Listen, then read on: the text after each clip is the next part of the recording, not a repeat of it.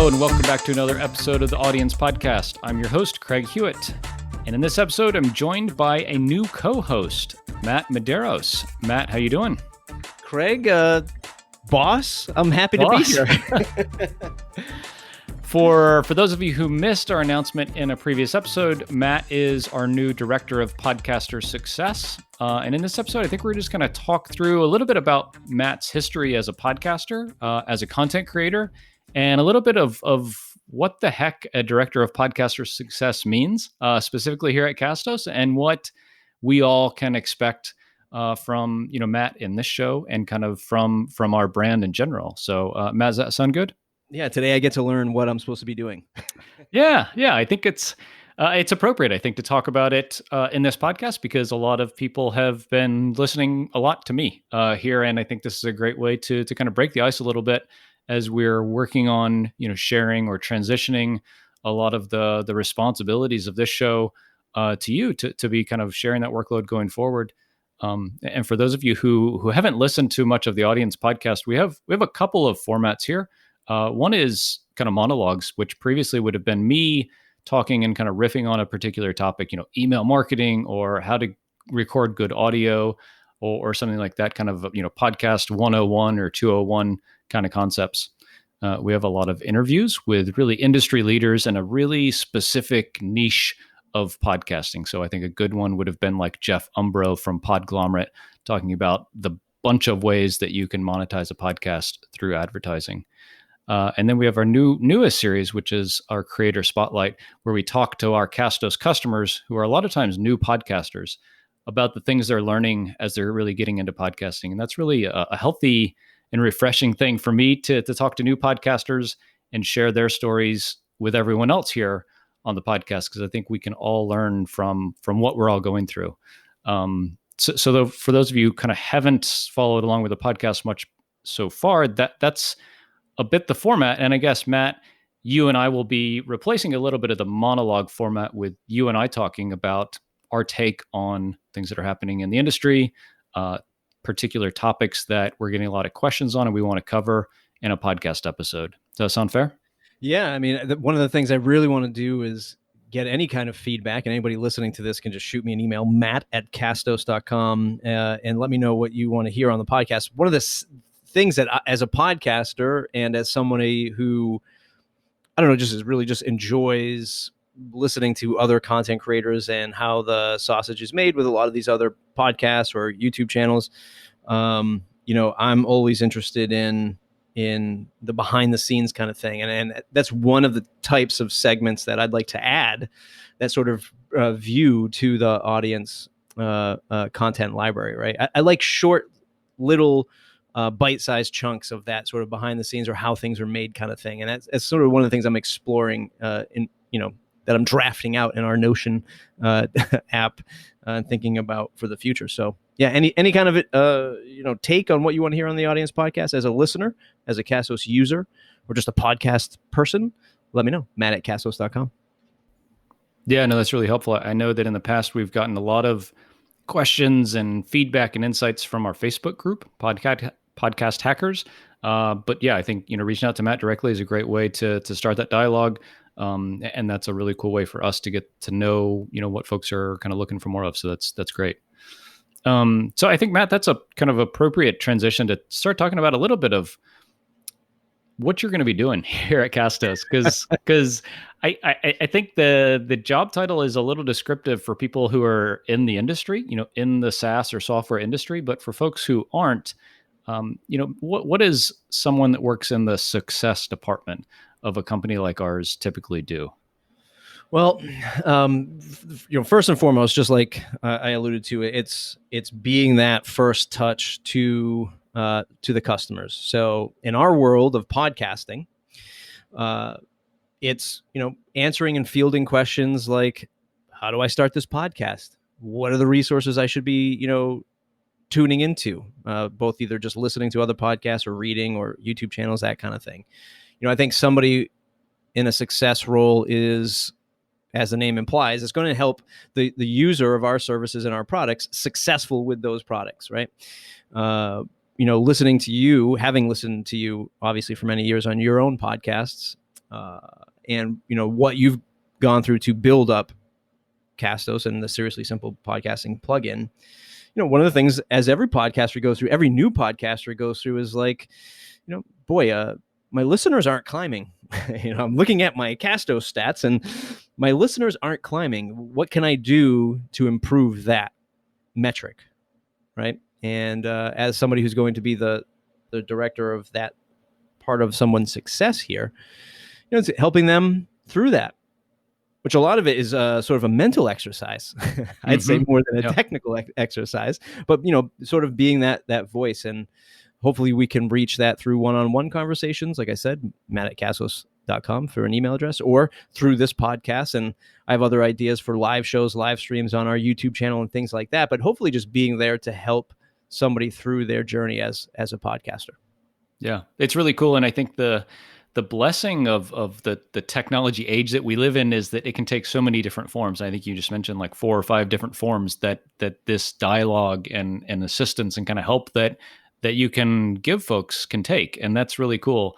So I hope there's a little bit of something for everybody there that, hey, I don't really do much YouTube, but I'm a big podcast listener. You can hopefully get a lot of value here. Reach out to Matt directly, subscribe to our YouTube channel, get this information and help kind of wherever you can and wherever is most appropriate for what you're facing. And I think it's a really good point, Matt, that like success for podcasters means something different for everybody at different phases in their journey. Somebody just getting started, what mic do I use? How do I use Squadcast? How do I edit? But then, after 20 episodes or so, it's like, okay, let's get serious about systematizing this so I can pump out another 20 or 200 episodes. And then it's like, hey, okay, now I have thousands of listeners an episode. How do I monetize this thing and make this, a job? And so we hope we can kind of fill all of those gaps for folks as they're progressing. There's a range of would-be podcasters, and I know you've fielded this question probably a million times, Craig, is like, of course, I'm biased. I think everyone should have a podcast, right? If you're running a brand, a nonprofit, a personal brand, you're working for an organization, hell, even if you have, a large organization that you work for, and maybe an internal podcast or something like that would be beneficial to the company, not even just to your customers, but to the company, depending on the size of your organization. But a lot of people start off by saying, boy, I don't really like the sound of my voice. I don't really like the way I look on video, and I'm not comfortable. This whole COVID world that we're living in has really forced people to experience technology, right? It's like it pushed, like using Zoom, Squadcast, tuning into webinars.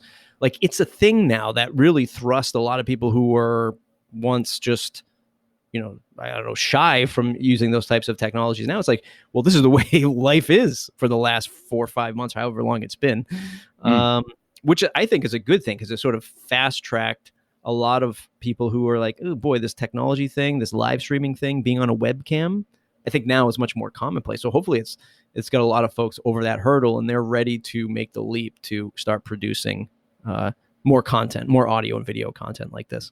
Yeah. Yeah. And I think one of the interesting things that we've seen just in the type of content that's out there and frankly, like the quality of it, is that the level of quality or like the expectation that everybody has is just different, I think. Right. So like kids interrupting your Zoom call when you're remote working is really kosher, right? It's not taboo to have, to be podcasting in somewhere that's not like a perfect sound studio that you've rented out for $50 an hour or something like that.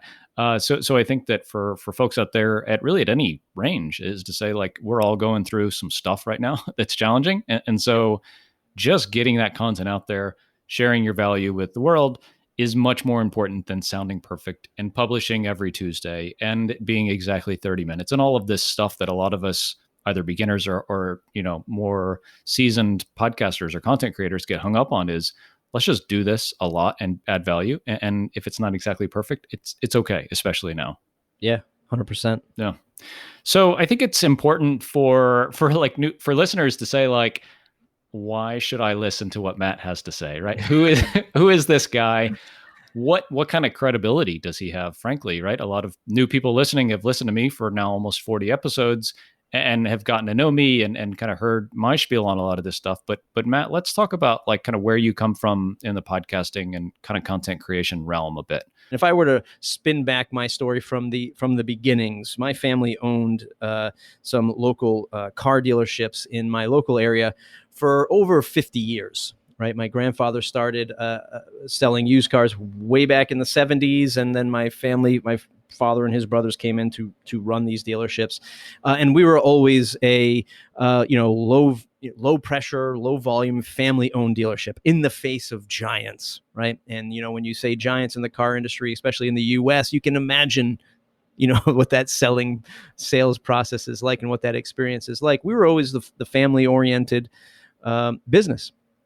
And success, for us was making sure that our reputation, stood in the community. We gave back to the community. We worked in the community. And for many folks, all the way up until when we sold the dealership, well before the financial crisis in 2008, the folks that worked for us, it was their only job. I mean, there was a handful of people that started with my grandfather when they were 18 and retired, Wow, after amazing. we sold the business, right? So it was through and through a family-oriented business, and it was success for both the customer and the people working for us. And that's where I sort of, got my roots in everything: business, sales, support, service, marketing, and heck, even podcasting.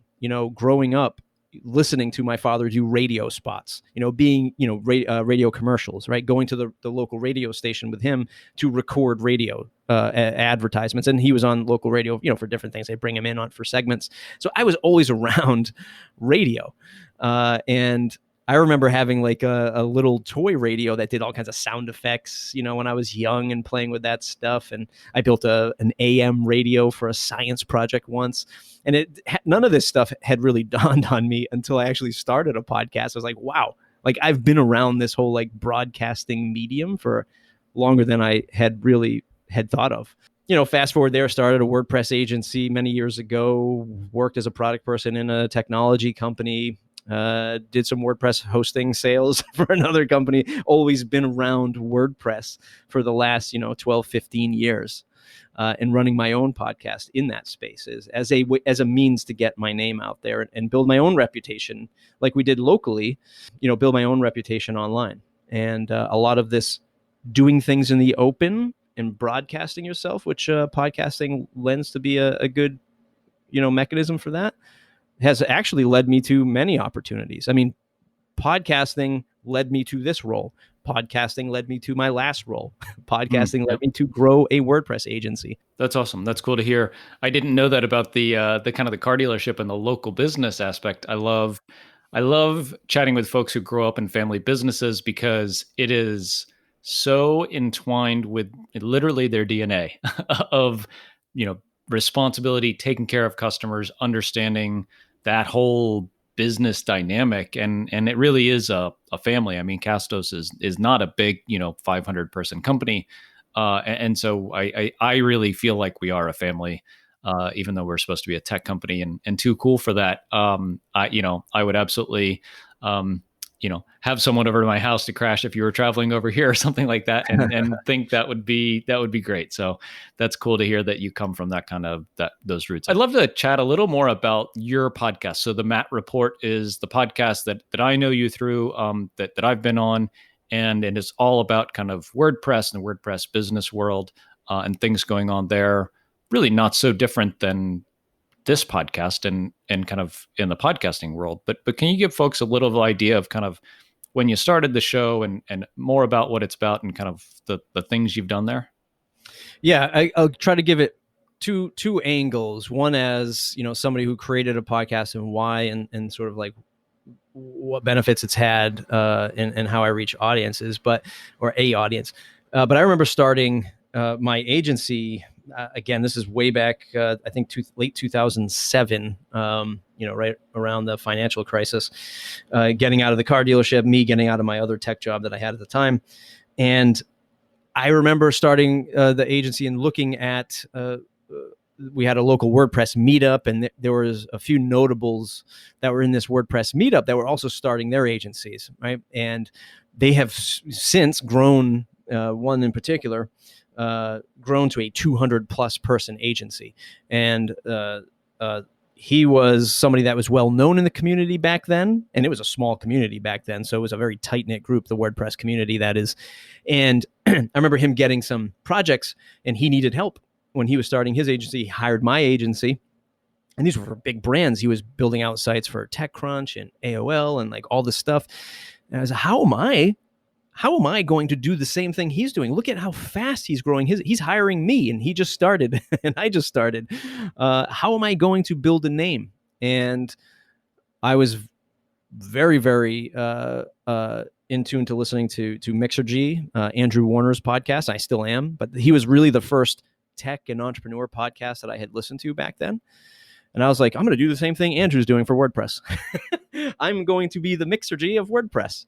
And at first, I didn't even think I would start a podcast. At first, I was like, maybe I'll just do some blog interviews and written things. But I quickly found that podcasting was much easier for me, and it was much more personable and a great way to connect. And I knew my first guest was the only guest I knew really in the WordPress space. And I interviewed him, and then literally from there moving forward, I believe the next 20 episodes or 30 episodes were just people I just stalked on Twitter. I was like, I know that you talk about WordPress. I'm doing this WordPress podcast. Would you like to join?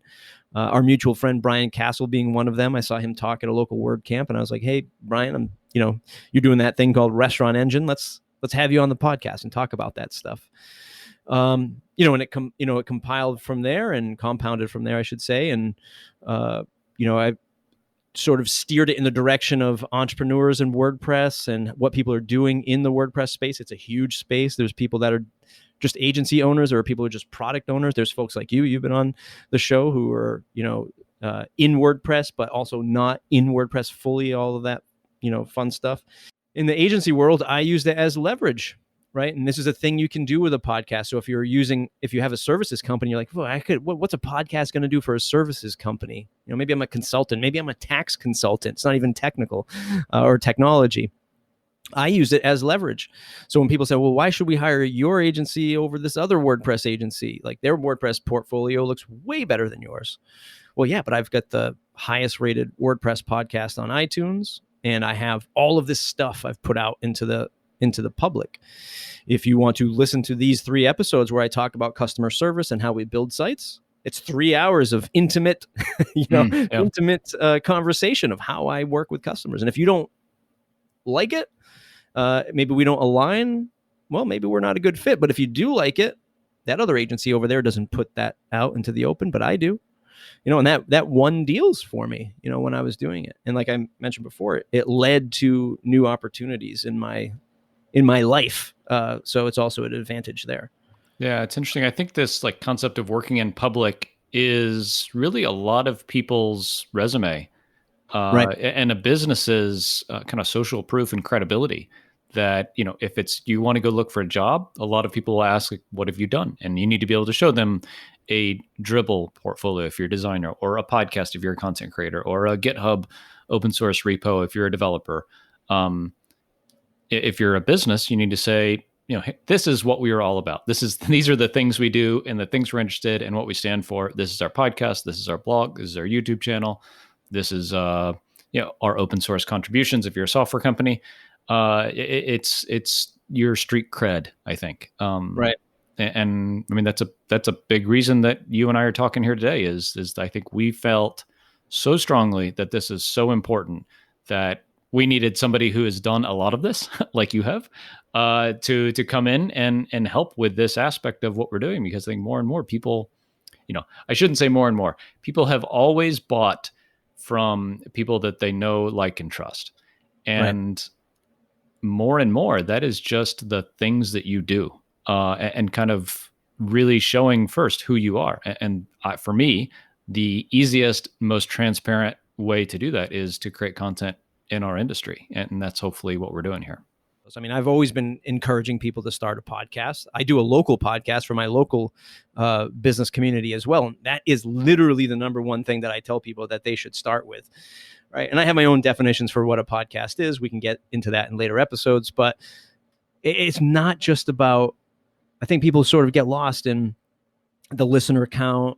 How am I going to run advertisements on this? How can I push, my own product on it? But a lot of it is relationship building and learning, and learning about not just, how to do something. A lot of people say, well, I do a podcast so that I can be the dumbest person on the call and I can learn from from somebody else, which I totally understand. And it's a total viable thing, but it's also about learning about what the market's doing, what your customers might be doing, how people perceive your brand. Relationship building still is number one for me as a podcaster. It's not about sponsorships. It's not about the downloads. It's not about how can I, is this converting on my product, or is my product converting through this podcast? It's about relationship building, meeting somebody new, providing value, even for them on the call, and then connecting with their network as well. So that's always been top of mind for me as a podcaster. Yeah, and I think even if I think back about my conversation with Jack Resider, it's been 15 episodes ago, maybe, but if you haven't listened to that episode, go listen to it. It's really wonderful. He has an entertainment podcast, right? It's not to kind of further his business, or it's not a part of his business. The Darknet Diaries is a educational entertainment show about web security and hacks and things like that. But Jack talks about the networking and the community and relationship building with his listeners in exactly the same way that you just did. And the ultimate kind of goal or like the definition of success for his show is very different than from ours. And his is ads and downloads and things like that. So I think that it's interesting hearing what you say. And I agree that like the goal, what is it? What am I trying to say? Like the most important thing is the relationship with our listeners and our community. The place we're trying to go may be different, but it's cool that like I think a lot of successful podcasters will echo what you said, that the most important thing is staying in touch with your community, and the ultimate kind of outcome of your show, if it's successful, can be different. And so that's, I think, something that we try to keep in mind with this show specifically is there are a lot of different types of podcasters and a lot of different reasons people have podcasts. And we try very hard to keep this show open to all of those. And as much as we can, without hurting a lot of these kind of examples, generalize things that we have done and that we think are important, and people that we have on the show to where the lessons that they're talking about apply to everybody. And so I hope we're doing a good job of that. But that's, I think it's interesting when these kind of universal truths do come out across the spectrum of podcasting. This is where I tell my boss, you're doing a fine job, Craig. Because I've been listening to it even before we had considered working together. So I've always tuned in to learn these types of things myself. It's a lifelong journey, is this learning stuff. And that's what podcasting is all about. Creatively, in your head, how does me joining the team open you up to more areas of opportunity other than vacationing by the sea? Yeah, not a lot of that happening these days. Interestingly, one of the things that I think a lot of people feel as content creators, and especially like solo content creators, is it's exhausting and kind of scary to do all of it by yourself and make all of these decisions by yourself. And so I think maybe it's a cop-out, but I think one of the things I'm most excited about is just to have somebody that I know and trust and respect to do a lot of these content pieces alongside. Maybe we'll do some podcast episodes together. I think a lot of times we won't, because we both come from a little different perspectives, and we maybe want to talk about different parts of the company or podcasting or business or whatever that our audience is interested in. But I think a lot of it is honestly having somebody to talk to about this stuff that is really, really important in the long run. And I say that because like we are not, I hope, a flash in the pan kind of company. We're going to be here for a long time, and to build the infrastructure to have a really solid content strategy that I honestly can continue contributing to for a long time is really important, and doing that by yourself for years on end is is hard. And yeah, Yeah. it's exhausting and kind of scary. So I think a big part of it is just having, a friend in the business to do this stuff with. But also like, and we've seen this already. And, for those listening, Matt is in his 14th day on the job here today. And the additional creative juice running around the company, having another content creator on board and having someone else that has business experience, for us specifically, and has done a lot of this stuff before, and giving that perspective to a lot of the things we're doing with our brand is really refreshing. Because again, I have a perspective. Denise on our team, who kind of runs marketing, has a perspective, and you have a perspective. And now we just added 50% more to this, which in turn really makes it like 3 or 4 times more uh, points of view that we have on almost everything we do.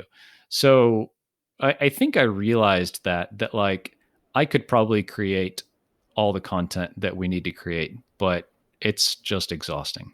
Um, and I think for folks out there who might be in the same boat, like don't feel bad if that's you. If you're like, I can't talk about this anymore, or I don't want to do this by myself anymore, then that's cool. Get a co-host, right? So Matt, you're a co-host, right? Like that's kind of a big part of how I view this.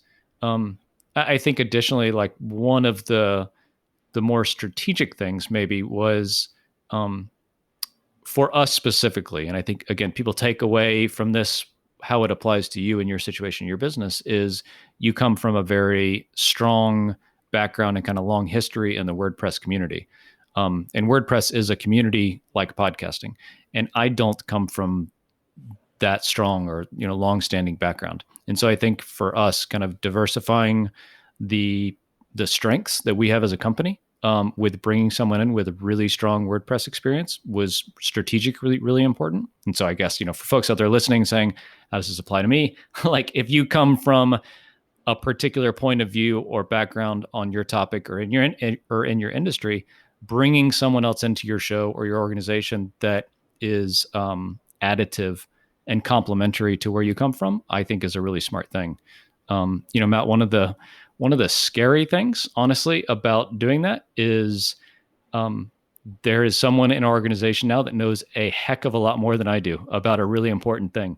And as a leader, that's awesome. And it's a little scary. As an owner, right? If you've been doing it yourself for years, it's a little scary to give somebody that ownership, because they're not going to do it the way that you did it. They might not do it. I might not do it the way that you would do it.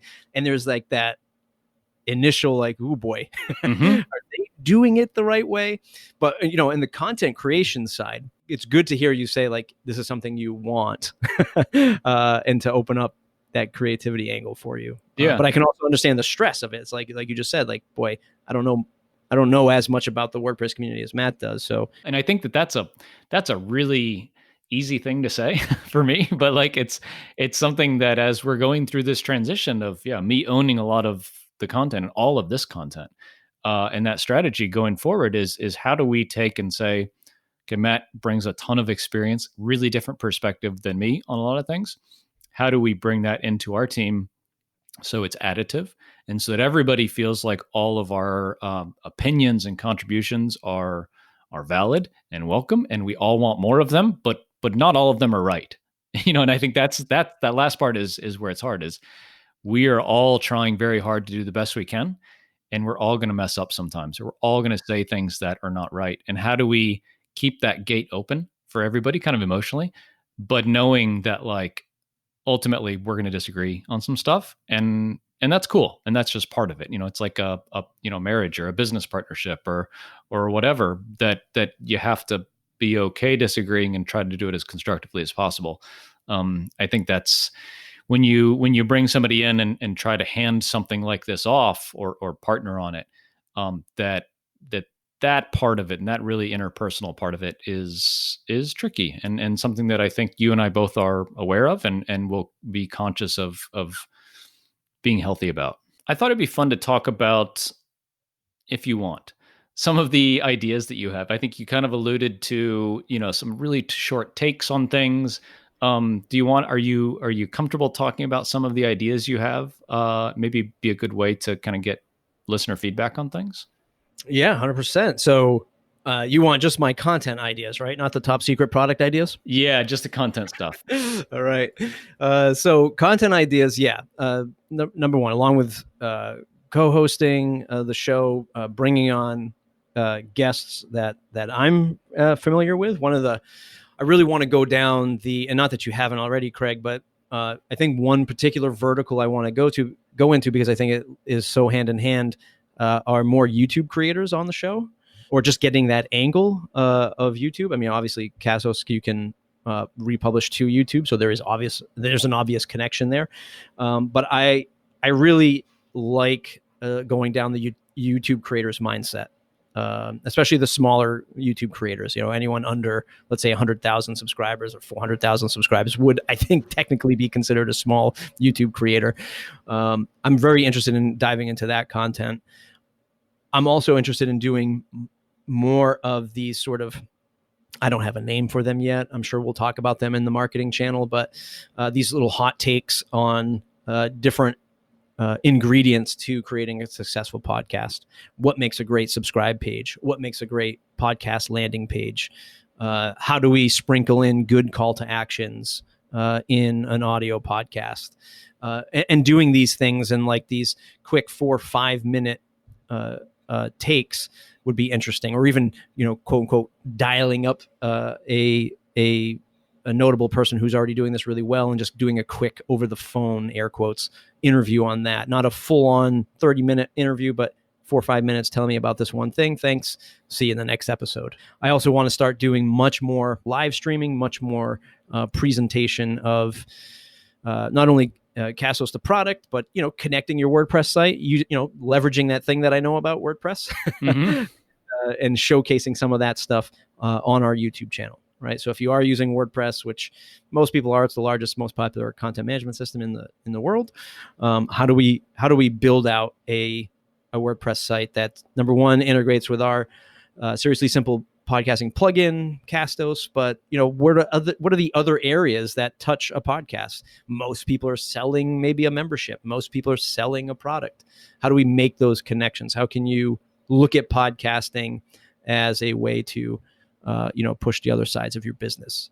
So content, I guess, at the end of the day, for all of those areas is the stuff that, I'm super excited to get into. Really trying to be, again, from that success angle, I think trying to be as transparent as I can be. Right. I think a lot of people like to tune into that. You and I have talked about this in the past. The reason why I'm so bullish on even things like Twitch or gaming channels is because there's this connection that a viewer has with, let's say, a video game streamer, predominantly because they're entertaining, they're playing a fun game, and it's sort of, behind the scenes on how they like think about playing a game, or that kind, the strategy behind it, why they do certain things. I think there's some parts of that I can pull into the Casos brand, especially on YouTube and especially for podcasting. Yeah. I think you've kind of alluded to this one, but I'll add that I think it would be fun to, and technically I don't know how exactly you do it, to kind of live stream how we make an episode. So from before we hit record here in Squadcast to editing to publishing to show notes, and it would be, we'll talk for 45 minutes today. It would be 2 or 3 hours maybe, but I think it would be really interesting for you and I to talk through kind of how we think about things. I'm sure I would learn a lot from watching how you do things, and maybe folks out there would learn from kind of how we approach the whole thing of, we talked for 5 minutes before this episode about what we're going to talk about, and we have some notes, and how do we think about those, and how useful are those notes, and to what extent do we script things out? And I think some of that behind the scenes stuff is pretty interesting. Yeah, for sure. Cool. Well, Matt, this is a lot of fun. Again, folks, I think one of the biggest things that we wanted to do today is to introduce Matt. So Matt, welcome. We're super excited for you to be here. I think for anybody who has feedback or questions about the podcast, podcasting in general, hit up Matt at castos.com. And we look forward to having you on the show here a lot more here in the future, and sharing, a lot of stuff that about podcasting with everybody. Craig, do we have an official call to action for this podcast? Listening to dozens of episodes, and I don't recall one being sprinkled into the show. Yeah, putting me on the spot. No, we don't. I think the call to action always, and then this is a good takeaway from. I think the call to action should always be to subscribe so that you get the next episode. So wherever you subscribe, Apple Podcasts, Spotify, Stitcher, Google Podcast, Amazon Music, we will be on here shortly. Subscribe to the Audience Podcast. If you just type in audience in the search box, we typically show up as the first result. Yeah, please subscribe so you get the next episodes. You hear Matt and I and the guests we have on here down the line. Is that a good call to action? Is that what you would say? Listen, Craig, here's what I always do. I'm going to commit you to this. We're going to use, and in the future, well, of course, you have to approve it, but castos.com/subscribe, castos.com/subscribe. And we go to that page, and there's all the links to all of the major places that you can subscribe and listen to podcasts. And you can join our email list at castos.com/subscribe.